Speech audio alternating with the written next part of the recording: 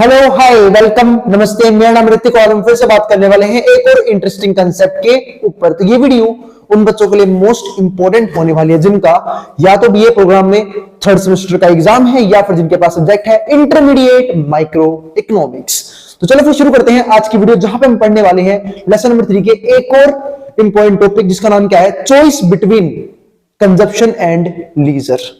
अब क्या होता है ये उसको समझने के ऊपर हम बात करेंगे। उससे पहले और भाई जिसको भी इस सब्जेक्ट के नोट्स चाहिए वो आराम से इस नंबर पे कांटेक्ट करके 9667836336 पे पेमेंट करके नोट्स ले सकते हैं। नोट्स का अमाउंट सिर्फ मात्र और मात्र 100 रुपए रखा गया है। आई बात समझ में? ठीक है। और फिर भी भाई एक बात तो बोलूंगा, जिसको नहीं परचेज करना कोई दिक्कत नहीं है, आराम से आप, लेकिन आप एक बार बुक की पीडीएफ जरूर पढ़ लेना, क्योंकि चैप्टर थोड़ा सा थियोरिटिकल है। तो बुक से बहुत सारे पॉइंट्स आपको मिल जाएंगे जो आपको एग्जाम में लिखने में आपकी हेल्प करेंगे। आई बात समझ में? समझ तो आप वीडियोस में लो गई, लेकिन लिखने के लिए आपको नोट्स या फिर बुक्स में से पढ़ना जरूरी है। तो शुरू करते हैं आज की वीडियो, जहां पे हम देखेंगे choice between consumption and leisure. अब फिर से कंज्यूमर की चॉइस आ गई है ना। लास्ट में बात करी थी चॉइस एंड डिमांड के बारे में, तो अब कंज्यूमर के पास फिर से चॉइस है। क्या कि वो अपने टाइम को किस चीज में यूज करना चाहता है, कंजप्शन में या फिर लीजर में। अब बात है कंजप्शन और लीजर, तो आपने पिछली वीडियो में ऑलमोस्ट एक ही टर्म बताया था। लीजर का मतलब क्या होता है कि देखो हम अपने टाइम को दो हिस्सों में बांटते हैं, या तो मैं काम कर लूं, यानी कि या तो टाइम मेरा क्या होगा, वर्किंग होगा, या फिर मैं छुट्टी पे बैठ दूं, जिसको हम बोलते हैं लीजर। एक सिंपल सी बात है, ठीक है। या तो मैं काम करूंगा अपने टाइम में, या फिर मैं करूंगा अपनी छुट्टी को एंजॉय करूंगा। हो सकता है मैं मूवीज देखूं, हो सकता है मैं कंजप्शन करूं बहुत सारे गुड्स या सर्विसेज की, ठीक है। मतलब एक सिंपल सी बात है, तो मैं मजे ले लूं या फिर मैं काम कर लूं, दोनों में से एक चीज होगी एक साथ, ठीक है। तो अब इस चीज को हम समझने की कोशिश करते हैं कि एक कंज्यूमर कैसे सोचता है कि मुझे कंजप्शन करना चाहिए या लीजर करना चाहिए, और कौन कौन से ऐसे फैक्टर हैं जो इसको अफेक्ट करते हैं ऐसा करने से।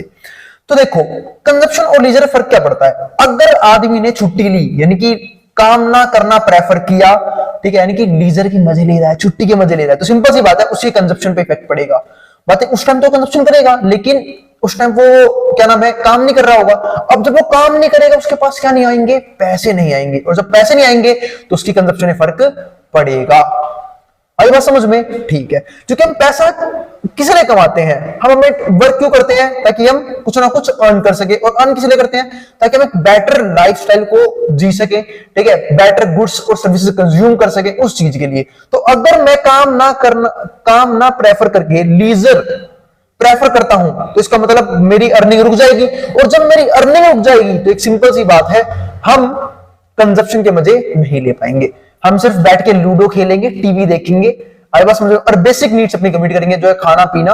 आई बात समझ में? सिंपल खाना पीना, वो भी कुछ महंगा नहीं, क्योंकि हमारे पास इनकम ही नहीं है उस महंगे फूड या फिर किसी महंगे रेस्टोरेंट से खाना अफोर्ड करने की। आई बात समझ में?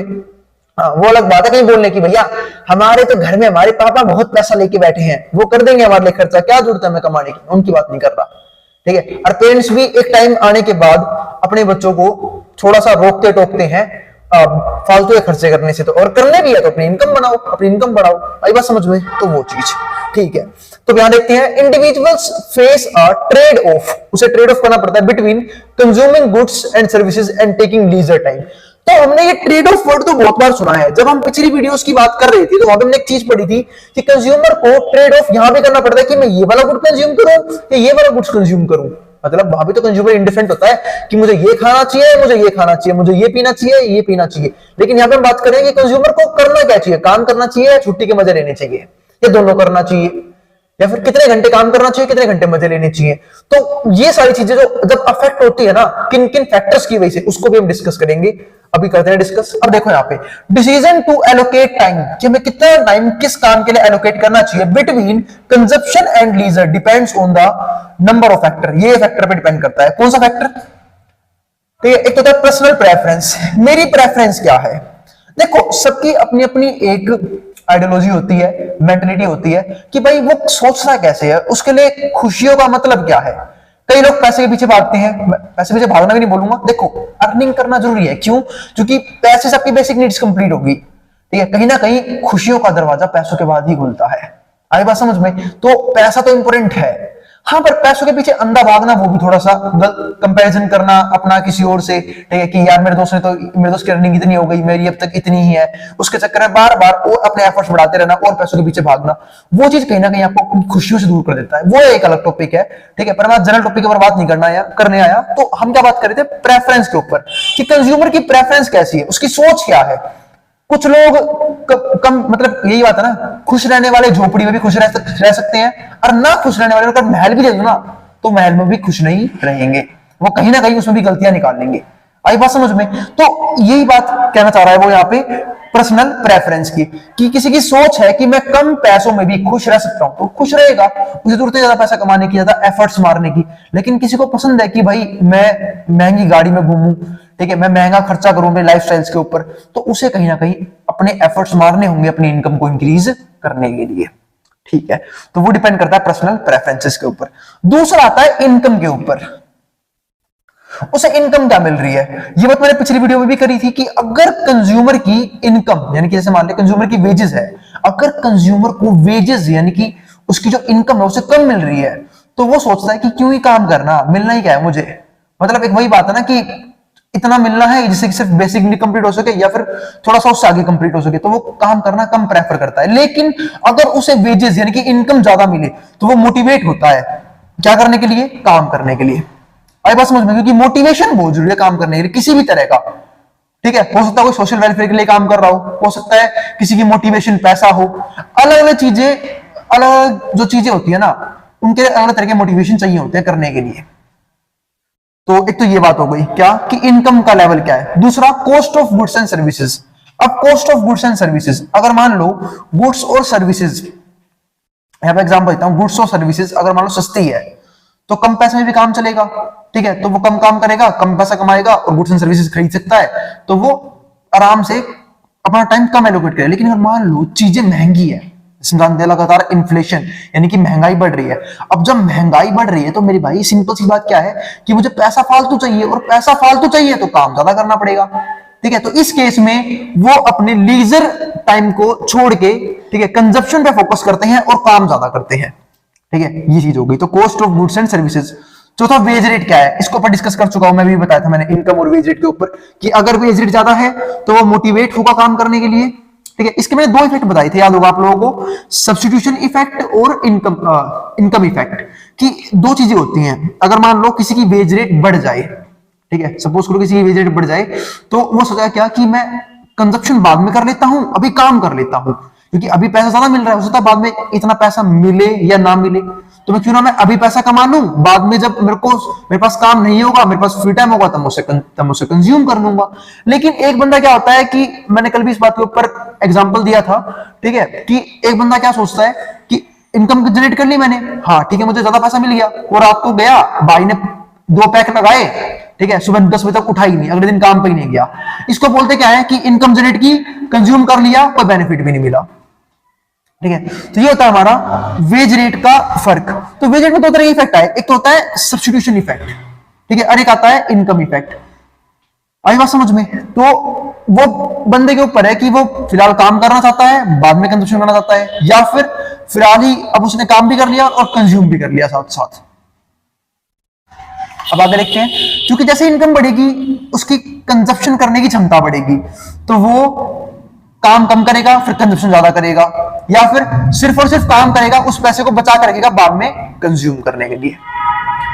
तो ये तो हो गया हमारा फोर्थ फैक्टर, वेज रेट। उम्मीद है आपको चारों जो ये प्रेफरेंस है वो अच्छे से क्लियर हो गए हैं। फिर भी किसी भी तरह की कोई भी दिक्कत रही, आपके लिए कमेंट बॉक्स हमेशा खुला हुआ है, आप कमेंट कर सकते हैं। दूसरा मेरा व्हाट्सएप नंबर भी है, आप यहाँ पे भी अपनी क्वेरीज को भेज सकते हैं, किसी भी तरह की, चाहे वो नोट से रिलेटेड हो, चाहे वो वीडियो से रिलेटेड हो, ठीक है। मैं इसे एक बार जरूर इस नंबर पे जाके सारे मैसेज जरूर पढ़ता हूँ जो मेरे काम के हैं, ठीक है, वो मुझे बता दिए जाते हैं, वो मैसेज मैं एक बार जरूर पढ़ता हूँ।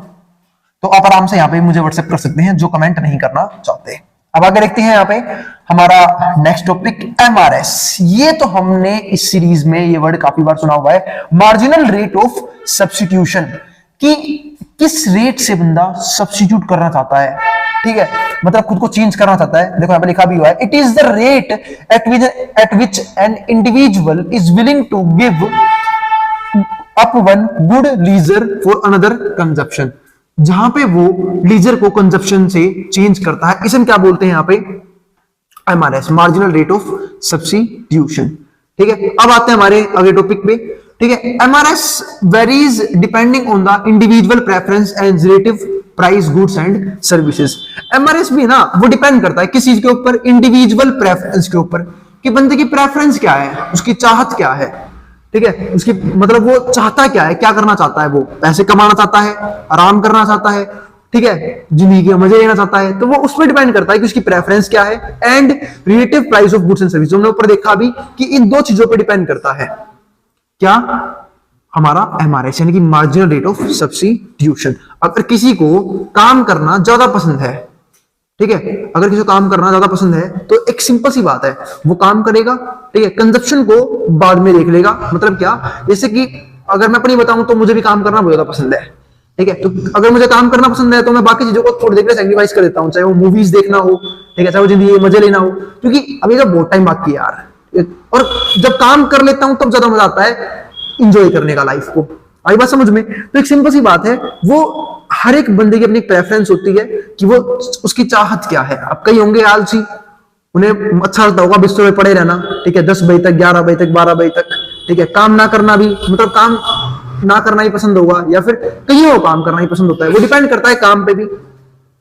अब आगे क्या आता है, and the relative price goods and services. और समझ एमआरएस तुमने ये समझ लिया कि किन किन चीजों पे डिपेंड करता है। एक तो इंडिविजुअल प्रेफरेंस पे कि वो काम करना चाहते हैं, आराम करना चाहते हैं, या फिर the relative price of goods and services, और प्राइस क्या है गुड्स और सर्विसेज की। अब हम समझते हैं बजट कॉन्स्ट्रेंट क्या होता है। द बजट कॉन्स्ट्रेंट, तो ये जो हमारा ये ग्राफ है, ठीक है, किस चीज का, जैसे आपने सुना होगा ना, इसको हम बजट लाइन भी बोलते थे। अभी हमारे पास इस तरह से ये समझो टाइम का ग्राफ है। अब हम टाइम को दो ही चीजों में दे सकते हैं, या तो हम क्या कर लें, काम कर लें, या फिर हम आराम से छुट्टी के मजे लें। तो इसका स्लोप क्या हो जाएगा, C/L, या तो कंजप्शन या लीजर। ठीक है, आपको दोनों में से एक चीज चूज करनी होगी। जो ज्यादा कंजप्शन करेगा यानी कि ज्यादा इनकम जनरेट करेगा तो वो आराम कम कर पाएगा, जो आराम ज्यादा करेगा वो कंजप्शन कम कर पाएगा। आई बात समझ में? एक सिंपल सी बात है, अगर आपको ज्यादा इनकम जनरेट करनी है, ठीक है, ज्यादा काम करना पड़ेगा फिर आपको, ठीक है, यानी कि अगर आपको इनकम के ऊपर भी बात करूं तो देखो, इनकम दो तरह की होती है। इनकम दो तरह की होती है, एक तो होती है एक्टिव इनकम, एक्टिव इनकम, और एक होती है पैसिव इनकम। अब बात है कि एक्टिव इनकम और पैसिव इनकम क्या होती है। एक्टिव इनकम का मतलब होता है कि जिसके लिए बंदे को डेली जाए काम करे। जैसे मान लो एक शॉपकीपर है, एक दुकानदार है, वो हर दिन अपने गल्ले पे जाएगा, ठीक है, वहां जाके सामान को सेल करेगा, वहां से पैसा कमाएगा, उसको हम बोलते हैं एक्टिव इनकम। अब पैसिव इनकम क्या होता है कि आपने एक बार काम करके छोड़ दिया, फिर आपके पास जिंदगी भर पैसा आता रहेगा उस काम से। जैसे कि मान लो आपने किसी रियल एस्टेट में इन्वेस्ट कर दिया, आपने किसी प्रॉपर्टी में इन्वेस्ट कर दिया, कोई घर बना दिया, उसे रेंट आ रहा है, रेंटर इनकम, ठीक है, ये सब किसके सोर्स है, पैसिव इनकम के सोर्स, जिसके लिए आपने मात्र एक बार काम किया, अब आपको लाइफ टाइम पैसा आता रहेगा। आई बात समझ में? उसको हम क्या बोलते हैं, पैसिव सोर्स ऑफ इनकम। ठीक है, तो ये हमारे पास दो तरह की इनकम हो गई, एक्टिव और पैसिव। अब अगर मैं यहाँ पे एक बात और समझूं, वो क्या समझूं, तो हमने ये तो चीज तो समझ रही कि इनकम किस तरह की होती है। तो एक सिंपल सी बात है, अब बंदे के पास दो चीज है, तो कंजप्शन कर ले या फिर क्या कर ले, लीजर पे यानी कि छुट्टी पर रहे। तो अगर वो कंज्यूम कर रहा है, यानी कि अगर वो कंजप्शन करे, मतलब क्या है, वो इनकम ज्यादा जनरेट कर रहा है, और इनकम जनरेट करने के लिए उसे ज्यादा काम करना पड़ेगा। और दोनों तरीके से काम करता है वो, एक्टिव इनकम के लिए भी और पैसिव इनकम के लिए भी। तब जाके फ्यूचर में उसकी इनकम क्या होगी, ज्यादा होगी, और तब ज्यादा कंजप्शन कर पाएगा। ठीक है, तो ये हो गया हमारे पास स्लोप ऑफ W, स्लोप हो गया इसका। ठीक है, जहां पे एक तरफ हमारा कंजप्शन था, एक तरफ हमारा क्या था, अच्छा यहाँ पे लिखना भूल गया मैं, एक तरफ था हमारा लीजर, कंजप्शन और लीजर। अब अगर मैं इस ग्राफ में दिखाना चाहूं आपको, तो अगर मान लो मैं कंजप्शन कर रहा हूं यहाँ पे, तो कहीं ना कहीं मुझे छुट्टी के मजे कम मिलेंगे। अगर मैं कंजप्शन थोड़ा कम कर दूं तो लीजर और ज्यादा हो जाएगा, अगर मैं कंजप्शन और कम कर दूं तो और ज्यादा मजे ले पाऊंगा। तो इसका मतलब क्या है कि आपको एक चीज सेक्रीफाइस करनी पड़ेगी। पैसा सेक्रीफाइस करोगे तो आपको आराम मिलेगा, ठीक है, आराम सेक्रीफाइस करोगे तो आपको पैसा मिलेगा। ठीक है, तो ये चीज हो गई। तो यहां पे हमने समझ लिया कि पीसी ये क्या हमारा एक तरह से कंजप्शन है। कंजप्शन हमेशा लीजर से या तो कम होगा या उसके मतलब कम होता है ज्यादातर। तो कंजप्शन लीजर से क्या होता है, कम होता है। ठीक है, अब हमारे पास क्या आ गया यहाँ पे, time equals to I plus L, ये तो हो गया, time equals to leisure plus में वर्किंग आवर्स। अब यहाँ पे नोट देखो, एक if his complete income is what he spends, मतलब अगर किसी भी बंदे की वो सारी इनकम वो अपनी खर्च कर देता है, the consumer would achieve by working non stop, तो उसे नॉन स्टॉप लगातार काम करते रहना होगा। अब इस बात का मतलब क्या है कि एक सिंपल सी बात है, तो मैंने आपको दो तरह की इनकम समझाई, एक एक्टिव इनकम, एक पैसिव इनकम। अब वापस इसी टॉपिक पे आते हैं, अब इसको समझते हैं। अब देखो इनकम मैं भी जनरेट कर रहा हूं कोई ना कोई, अब उसके दो तरीके हैं, या तो मैं सारे का सारा इनकम जो भी मेरे को आ रही है वो मैं कंज्यूम कर दूं, कंज्यूम करूंगा तो आज तो मैं काफी बेटर तरीके से जी पाऊंगा, लेकिन मुझे लाइफ टाइम काम करना पड़ेगा फिर उस इनकम के लिए, नॉन स्टॉप, जब तक मैं जिंदा हूं तब तक मुझे काम करते रहना होगा उस इनकम के लिए। लेकिन एक वो बंदा है जो अपनी इनकम को दो हिस्सों में डिवाइड कर देता है, कंजप्शन प्लस सेविंग, सेविंग भी सेम इक्वल अमाउंट में करता है, कंजप्शन भी एक अमाउंट में करता है, यानी कि वो सेविंग करता है और सेविंग के बाद उस इनकम को इन्वेस्ट कर देता है रियल एस्टेट्स में, ठीक है, पैसिव सोर्स ऑफ इनकम बनाने के लिए स्टॉक मार्केट में बॉन्ड्स खरीद लेता है, शेयर्स खरीद लेता है, म्यूचुअल फंड्स में एसआईपी करवा लेता है। तो ये सारे तरीके क्या है, इन्वेस्टमेंट के अलग अलग तरीके हैं जिसके जरिए उसके पास थोड़ा बहुत चंक्स ऑफ अमाउंट इकट्ठा होता रहता है, वो और वो लॉन्ग टर्म में इतना बड़ा अमाउंट बन जाता है कि वो बंदा फाइनेंशियली रिटायर हो जाता है, ठीक है, एट द एज ऑफ 40, 45, 50, ठीक है। अर्ली एज में होना चाहिए तो उसे और ज्यादा मेहनत करनी पड़ती है, आई बात समझ में, लेकिन वो फाइनेंशियली क्या होता है, डर हो जाता है। अब वो काम करे चाहे ना करे, उसके पास पैसिव सोर्स ऑफ इनकम से इतना पैसा आएगा कि वो अपनी लाइफ को सस्टेन कर सकता है। ये बात हमें ये समझाना चाहती है कि अगर एक बंदा जितना कमा रहा है सारा उड़ा रहा है तो उसे जिंदगी भर उस पैसे के लिए काम करते रहना पड़ेगा, और अगर उसने काम नहीं किया तो वो कहीं ना कहीं अपनी फैमिली की लाइफ खतरे में डाल देगा, खुद की लाइफ भी कहीं ना कहीं उसे चीजों को सेक्रीफाइस करना पड़ेगा उसे खुद की लाइफ में भी। आई बात समझ में। और इससे अच्छा मैं ये मानता हूं कि आप प्रेजेंट में थोड़ा सेक्रीफाइस कर लो ताकि फ्यूचर में एक बेटर पोजीशन में आ सको, ठीक है। अब आगे समझते हैं, तो ये हो गया हमारे पास। अब ये देखो ये हमारे पास क्या है, एक तरह से बजट कांस्टेंट का एक और ग्राफ है, बजट कांस्टेंट में एक और टॉपिक आ गया हमारे पास, वो क्या उसको समझते हैं। अब देखो यहां पे मिलता है कंजप्शन को मैक्सिमम सेटिस्फेक्शन, अपनी इनकम का भी और अपनी छुट्टियों का भी। क्यों ना हम दोनों काम कर ले, है ना, काम में थोड़े से मजे भी ढूंढे, यानी कि बीच बीच में लाइफ में थोड़े बहुत मजे भी लेते रहे और अपना काम भी लगातार, ठीक है, एक तरीके से करते रहे। तो यहां पे कंज्यूमर को मिलता है मैक्सिमम सेटिस्फेक्शन, जहां पे फिर से इस जो ग्राफ है, जो हमारा बजट कांस्टेंट है, उसने आईसी कर्व को टच कर दिया। तो ये तुम जानते थे पहले से ही कि जहां पे बजट लाइन आईसी कर्व को टच करता है वहां पे हमारा क्या बनता है, मैक्सिमम सेटिस्फेक्शन का पॉइंट। तो हमें फिर से मुझे क्या मिला, मैक्सिमम सेटिस्फेक्शन, ठीक है। मतलब कंज्यूमर इस पॉइंट पे देखो अपने टाइम को एंजॉय भी कर पा रहा है और कहीं ना कहीं अपनी कंजप्शन को भी एंजॉय कर पा रहा है, अपनी इनकम से कंजप्शन को भी एंजॉय कर पा रहा है।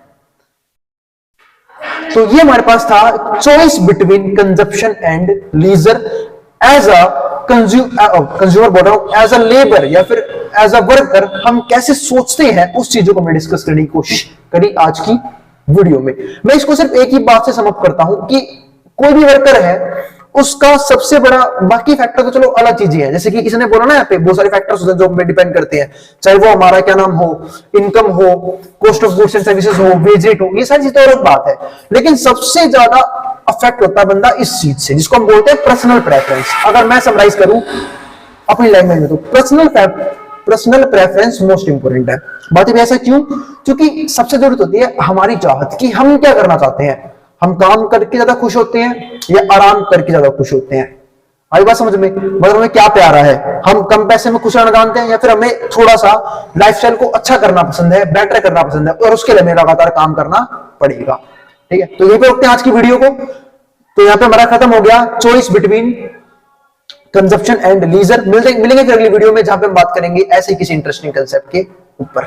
अब इसको जो उतारना है वो उतार ले मैटर ऑन बोर्ड के सामने से। फिर भी कोई क्वेरी, कोई डाउट रह जाए आप नीचे कमेंट बॉक्स में कमेंट कर देना।